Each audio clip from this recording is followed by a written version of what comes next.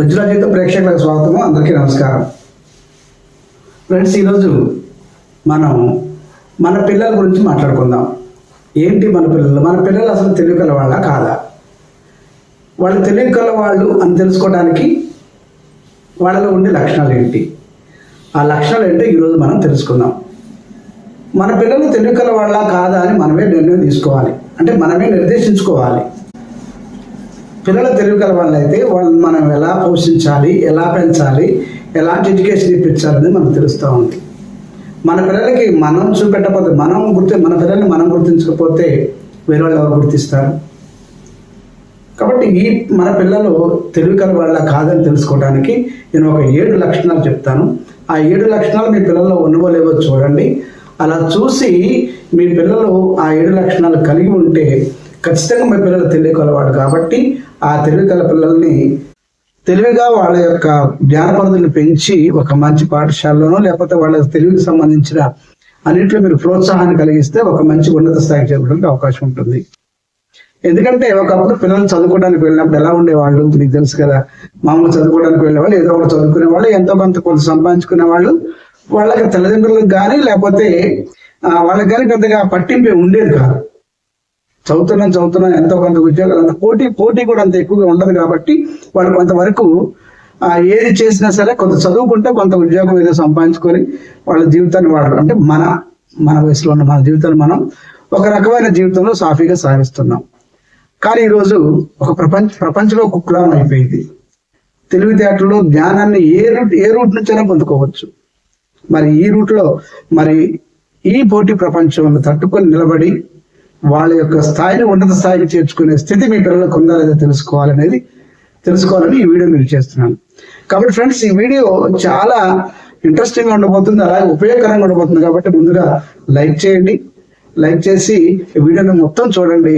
మీకు మంచి లక్షణాలు తెలుస్తాయి. మీ పిల్లల్ని ఎలా పోషించవచ్చు, ఎలా పెంచవచ్చో కొన్ని అంశాలు నేర్చుకోవచ్చు. మొదటగా మీ పిల్లలు వాళ్ళకి ఎదురయ్యే చిన్న సమస్యలని ఎలా ఎదుర్కొంటున్నారో చూడండి. ఒక ప్రత్యేకమైన పద్ధతిలో దాన్ని పరిష్కరించుకుంటున్నాడా లేదా అందరిలాగా పరిష్కరించుకుంటున్నాడో చూడండి.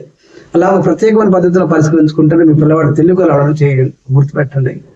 అలాగే రెండవదిగా మీ పిల్లవాడు ఏదైనా అంశాన్ని జ్ఞాపక శక్తి ఎక్కువగా ఉందని చూడండి. తొందరగా గుర్తుపెట్టుకుంటున్నాడని చూడండి. ఎక్కువగా గుర్తుపెట్టుకుంటే వారి జ్ఞాపక శక్తి వల్ల జ్ఞానం పెరిగే అవకాశం ఉంటుంది. ఇక మూడవదిగా మీ పిల్లవాడు ఏ భాషను తొందరగా నేర్చుకుంటాడు, కొత్త విషయాలు నేర్చుకోవడానికి ఉత్సాహపడతాడు. నాలుగవదిగా ఏ ఆటైనా పాటైనా మీ పిల్లవాడు తొందరగా నేర్చుకుంటాడు. అందరికంటే భిన్నంగా త్వరగా నేర్చుకొని వారి యొక్క ప్రత్యేకమైన గుర్తింపును పొందుతాడు. తెలివైన పిల్లలు కొత్త విషయాన్ని తొందరగా నేర్చుకుంటారు, అందరికంటే భిన్నంగా నేర్చుకుంటారు. ఆరోగ్య వారు ఎల్లప్పుడూ అర్థవంతమైన ప్రశ్నలు, ఆలోచనాత్మకమైన ప్రశ్నలు తల్లిదండ్రులు అడుగుతూ ఉంటారు. 7వదిగా ఇతరుల పట్ల దయ కలిగి ఉంటారు. ఈ 7 లక్షణాలు మీ పిల్లల్లో ఉన్నాయో చూడండి. ఈ 7 లక్షణాలు కలిగి ఉంటే మీ పిల్లల్లో తెలివికల వాళ్ళు జ్ఞానవంతులను గుర్తించండి.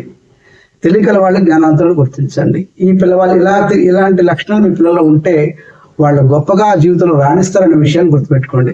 ఇంకొక విషయం ఏంటంటే, ఈ లక్షణాలు లేకపోతే మా పిల్లలు తెలివికల వాళ్ళు కాదా, మా పిల్లల్లో జీవితంలో రాణించలేరా అనే ప్రశ్న మీలో వచ్చి ఉంటుంది.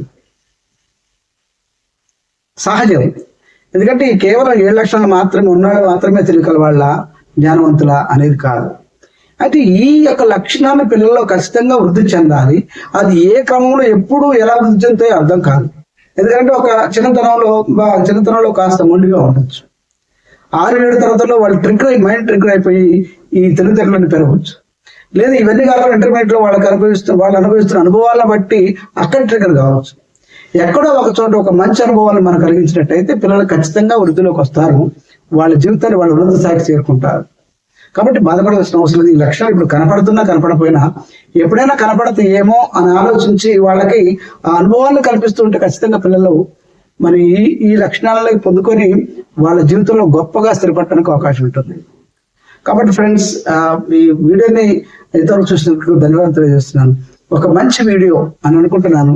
ఈ వీడియోని లైక్ చేయండి. అలాగనే ఇంతవరకు మీరు మా ఛానల్ సబ్స్క్రైబ్ చేసుకుంటే సబ్స్క్రైబ్ చేయండి. అలాగనే ఎవరికైనా మీకు తెలిసిన వాళ్ళకి ఇది ఉపయోగపడుతుంది అనుకుంటే ఈ వీడియోని షేర్ చేయండి.